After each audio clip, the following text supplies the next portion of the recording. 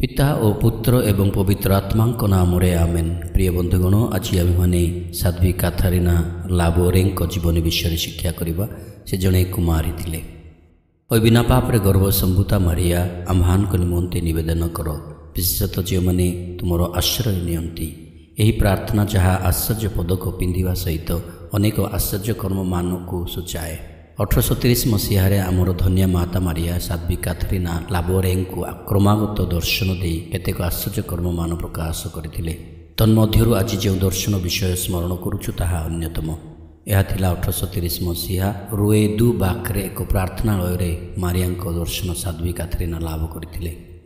अतएव से दिन रहस्यमय दर्शन को ही विस्तृत भाव में जानापी चेष्टा करवा। साध्वी काथारिना तांकर छोट समय जो नाम दीक्षा स्नान ग्रहण करते। यही साध्वी बुर्गुंडीर जड़े समृद्ध फरासी चाषी पिएरे लाबोरे एवं तांको पत्नी माडेलिन लुईस गोंटार्डोंक 17 जन संतान मध्यरु नवम संतान थिले। 1806 साल मई मास 2 तारिख जन्मग्रहण करते। से कौन आनुष्ठानिक शिक्षा पाई नथिले, तथापि तांको पितांको अनिच्छा थिबा सत्वे मध्य जड़े सेवाभगिनी होगापी से बाल्यकालू तांकर इच्छा को बजाय रखिते। से प्रतिदिन दिव्य यज्ञ अंशग्रहण करुले। 1830 मसीह जो पारिसर रुएडु बाग रे साधु भिनसेंतो दे पाउलों सिस्टर्स ऑफ चैरिटी सेवाभगिनी होबार प्रथम सोपान सदस्या बा नोविसिएट भाव में काथारिना नाम ग्रहण कर प्रवेश कले। सेठारे तांकर अलौकिक प्रकाशन दिव्य प्रसाद रे ख्रीष्टंक दृश्यमान उपस्थिति एवं त्रैक्य परिवार रे राजा भाव में जीशुंक दर्शन लाभ करते। तापरे कुमारी मारिया तीनोटी उल्लेखनीय प्रकाशन होता, जहाँ तांको लिपिबद्ध करने तांको आध्यात्मिक पिता जे कि जड़े सन्देहवादी से निर्देश देते। द्वितीय दर्शन में जहाँ नवेम्बर 27 तारिख में होता, से देखा पाइले जे धन्य कुमारी मारिया तांको चारिपाखरे एक गोलाकार आकृतिर पटिया तैयारी होइछि एवं यह उपरे मारिया डाहाण पार्श्वर तांको बाम पार्श्व जाए अर्धा गोलाकार स्वर्णमय अक्षर लेखा जाइथिबा से देखिले। हे मारिया बिना पाप गर्भसंभूता आंबे जो मैंने तुमर शरणागत आम्हान निमंते निवेदन कर। एवं एक स्वर शुणागला, यह एक नकल भाव में एक पदक तैयारी कर, यह गलारे पिंधा जा उचित एवं जो मैंने यह आत्मविश्वास सहित पिंधती से महान अनुग्रह प्रदान करा जीवो। कुमारी मारिया आहुरी व्याख्या कले जे तांको हाथर निर्गत किरण से ही अनुग्रहर प्रतीक थिला, जहाँ से मागिथिबा लोकं को प्रदान करती।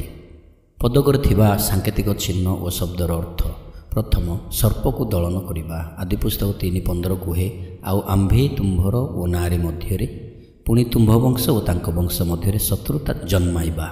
से तुम्भ मस्तक को आघात करेंगे और तुम्हें तांको गोईठी को आघात करिबो।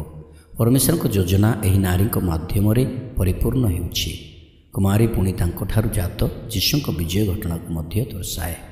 द्वितीय आलोक रश्मि प्रवाहित होगा। ईश्वर द्वारा स्वतंत्र अनुग्रह मारिया प्रदत्त होइछि, कारण से ही अनुग्रह पाई बोली एक स्वतंत्र स्थान अधिकार करिपारिछन्ति। लूक 1:28 कहे नमस्ते अनुग्रह रे पूर्णा।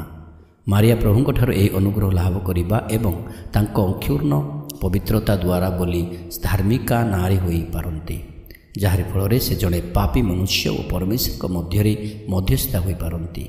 ईश्वर पवित्र और धार्मिक मानक प्रार्थना श्रवण करती। जोहन 9:31 प्रथम पितर 3:12। यही भाव में मारिया मध्यस्था होई अनुग्रह आनी दे पारंती। तृतीय इंग्राजी अक्षर एम यह मारिया को सूचाए। चतुर्थ क्रूशर ख्रीष्ट जीशु को सूचाए। पंचम 2टी हृदय। प्रथमटी जीशुंक पवित्र हृदय जहाँ कंटा द्वारा घेरी रही एक हृदय एवं द्वितीयटी मारिया विमला हृदय एक खड्ग द्वारा विध होगा हृदय। यह आम विश्वास एक प्रकृत सारांश। षष्ठ 12 गोटी नक्षत्र यह 2टी भावधारा को जनाए। क 12 गोटी इस्राएल गोष्ठी और ख 12 जन प्रेरित को। कुमारी काथारिना को कहले यही समस्त को नहीं तैयारी होइथिबा पदक को जी विश्वास रे निज बेकर परिधान करती से माने अनुग्रह प्राप्त करेंगे। से कहले मोर संतान मंगलमय परमेश्वर तुमको एक मिशन देवाई चाहती। यह तुम बहुत दुखर कारण हेबो, किंतु तुम्हें यह उपर विजय लाभ करिवो। जान जे तुम्हें जहाँ करुच ताहा परमेश्वर महिमा पाई से यह कही समाप्त कले। ଏହି ଦିବ୍ୟ ଦର୍ଶନର ରହସ୍ୟ କେବଳ କାଥାରିନାଙ୍କ ଆଧ୍ୟାତ୍ମିକ ପିତାଙ୍କୁ ହିଁ ଜଣାଥିଲା। ଯେତେବେଳେ ପଦକଟି କହିଥିବା ଅନୁସାରେ ବହୁ ସଂଖ୍ୟାରେ ପ୍ରସ୍ତୁତ କରି ବଣ୍ଟନ କରାଗଲା, ତତ୍ପରେ ହିଁ ଏହା ଖୁବ୍ ଶୀଘ୍ର ପ୍ରସାରିତ ହେବା ଆରମ୍ଭ ହୋଇଥିଲା। ପଦକ ସହିତ ଜଡ଼ିତ ଆଶ୍ଚର୍ଯ୍ୟଜନକ ଚିକିତ୍ସା ଏବଂ ଆଧ୍ୟାତ୍ମିକ ଅନୁଗ୍ରହ ପ୍ରାପ୍ତ ତୁରନ୍ତ ସମ୍ବାଦ ହେବା ଆରମ୍ଭ ହୋଇଗଲା। 1842 ମସିହାରେ ନାସ୍ତିକ ଓ ଉଗ୍ର କ୍ୟାଥୋଲିକ୍ ବିରୋଧୀ ଜିହୁଦୀ ଆଲଫୋନ୍ସ ରାଟିସବନଙ୍କ ଉଲ୍ଲେଖନୀୟ ଧର୍ମାନ୍ତୀକରଣ ସବୁଠାରୁ ଆଶ୍ଚର୍ଯ୍ୟଜନକ ଉଦାହରଣ ଥିଲା, ଯାହାଫଳରେ ଏହାକୁ ଲୋକପ୍ରିୟ ଭାବରେ ଆଶ୍ଚର୍ଯ୍ୟ ପଦକ ବୋଲି କୁହାଗଲା। ମାରିଆଙ୍କ ସନ୍ତାନ ନାମକ ଏକ ଧାର୍ମିକ ସଂଘ, ଯାହାର ସଦସ୍ୟମାନେ ଆଶ୍ଚର୍ଯ୍ୟ ପଦକକୁ ସେମାନଙ୍କର ପରିଚୟ ଚିହ୍ନ ଭାବରେ ପିନ୍ଧନ୍ତି, ତାହା ମଧ୍ୟ ମାରିଆଙ୍କ ଅନୁରୋଧ ଅନୁସାରେ ଗଠିତ ହୋଇଥିଲା। କାଥରିନାଙ୍କ ଧ୍ୟାନ କରିବାର ପଦ୍ଧତି ହୃଦୟସ୍ପର୍ଶୀ ଓ ସରଳ ଥିଲା। ମୁଁ ନିଜକୁ ପରମେଶ୍ୱରଙ୍କ ସମ୍ମୁଖରେ ରଖି ତାଙ୍କୁ କହେ, ମୁଁ ଏଠାରେ ଅଛି, ହେ ପ୍ରଭୁ, ତୁମେ ଯାହା ଇଚ୍ଛା କର ତାହା ଦିଅ। ଯଦି ସେ ମୋତେ କିଛି ଦିଅନ୍ତି ମୁଁ ବହୁତ ଖୁସି ହୁଏ ଏବଂ ମୁଁ ତାଙ୍କୁ ଧନ୍ୟବାଦ ଦିଏ। କିନ୍ତୁ ଯଦି ସେ ମୋତେ କିଛି ଦିଅନ୍ତି ନାହିଁ, ମୁଁ ତାଙ୍କୁ ମଧ୍ୟ ଧନ୍ୟବାଦ ଦିଏ, କାରଣ ମୁଁ କୌଣସି ବିଷୟର ଯୋଗ୍ୟ ନୁହେଁ। ତାପରେ ମୁଁ ପୁଣି ଥରେ ତାହାଙ୍କୁ ମୋ ମନ ଦେଇ ଯାଉଥିବା ସମସ୍ତ କଥା କୁହେ ଏବଂ ମୁଁ ଶୁଣେ। 1832 ମସିହାରେ 1500 ଖଣ୍ଡ ପଦକ ପ୍ରସ୍ତୁତ କରିପାରିଥିଲେ ଏବଂ ଏହାର ଆଶ୍ଚର୍ଯ୍ୟ କର୍ମର ଶକ୍ତି ଉପଲବ୍ଧି କରାଯାଇପାରିଥିଲା। ଏହି ପଦକର ପରିଧାନ ପରେ ଅନେକ ସୁସ୍ଥତା ଲାଭ କଲେ ଓ ଅନେକ ମଧ୍ୟ ମନ ପରିବର୍ତ୍ତନ କଲେ। ପୁଣି ପିତା ଗ୍ରେଗୋରୀ ଷୋଡ଼ଶ ଓ ପିୟୁଷ ନବମ ଏହି ପଦକ ପରିଧାନ କରିଥିଲେ, କାରଣ ଏହି ସାଲର ଫେବୃଆରୀ ମାସରେ ପ୍ୟାରିସରେ ମାରାତ୍ମକ ହଇଜା ମହାମାରୀ ଘଟିଥିଲା। ଏହି ହଇଜାରେ ପ୍ରାୟ 20,000 ଜଣ ମୃତ୍ୟୁବରଣ କରିଥିଲେ। ପ୍ରେମକନ୍ୟା ଧର୍ମସଂଘର ସେବାଭଗିନୀମାନେ ପ୍ରାୟ 2,000 ପଦକ ବାଣ୍ଟିଥିଲେ ଏବଂ ଯେଉଁମାନେ ଏହା ପିନ୍ଧିଲେ ସେମାନେ ସମସ୍ତେ ସୁସ୍ଥ ହେଲେ। ଏତଦ୍ବ୍ୟତୀତ ଅନେକ ଅନ୍ୟାନ୍ୟ ରୋଗରୁ ଉପଶମ ଲାଭ କଲେ, କେତେକ ମାନସିକ ଅଶାନ୍ତିରୁ ରକ୍ଷା ପାଇଲେ ଏବଂ ଅନେକ ପାପୀମାନେ ସେମାନଙ୍କର କୁପଥରୁ ନିବୃତ୍ତ ହୋଇ ମନ ପରିବର୍ତ୍ତନ କଲେ। ତେଣୁ ଏହି ପଦକକୁ ଆଶ୍ଚର୍ଯ୍ୟ ପଦକ ବୋଲି ନାମକରଣ କଲେ। ସାଧ୍ୱୀ କାଥରିନାଙ୍କ ମୃତ୍ୟୁ 1876 ମସିହା ଡିସେମ୍ବର 31 ତାରିଖରେ ହୋଇଥିଲା। 56 ବର୍ଷ ପରେ ତାଙ୍କ ଶରୀର ସମ୍ପୂର୍ଣ୍ଣ ସଂରକ୍ଷିତ ଥିବା ଜଣାପଡ଼ିଥିଲା। ଗୋଲାପୀ ରଙ୍ଗର ହାତ ଓ ମୁହଁ, ବାହୁର ଅଙ୍ଗ, ଆଖି ଏବେ ବି ସେମାନଙ୍କ କବଜାରେ ଅଛି। ବର୍ତ୍ତମାନ ପ୍ୟାରିସର ରୁଏ ଡୁ ବାକ୍ରେ ଥିବା ସିଷ୍ଟର୍ସ ଅଫ୍ ଚାରିଟି ବା ପ୍ରେମ ସେବା କନ୍ୟା ଧର୍ମସଂଘର ମାତୃଗୃହରେ ରହିଛି। 1833 ମସିହା ମଇ ମାସ 28 ତାରିଖରେ ତାଙ୍କୁ ଧନ୍ୟା ବୋଲି ଘୋଷଣା କରାଗଲା ଏବଂ ପୁଣି ପିତା ପିୟୁଷ ଦ୍ୱାଦଶଙ୍କ ଦ୍ୱାରା 27 ଜୁଲାଇ 1947 ମସିହାରେ ସନ୍ଥ ଭାବରେ ସମ୍ମାନିତ କରାଗଲା।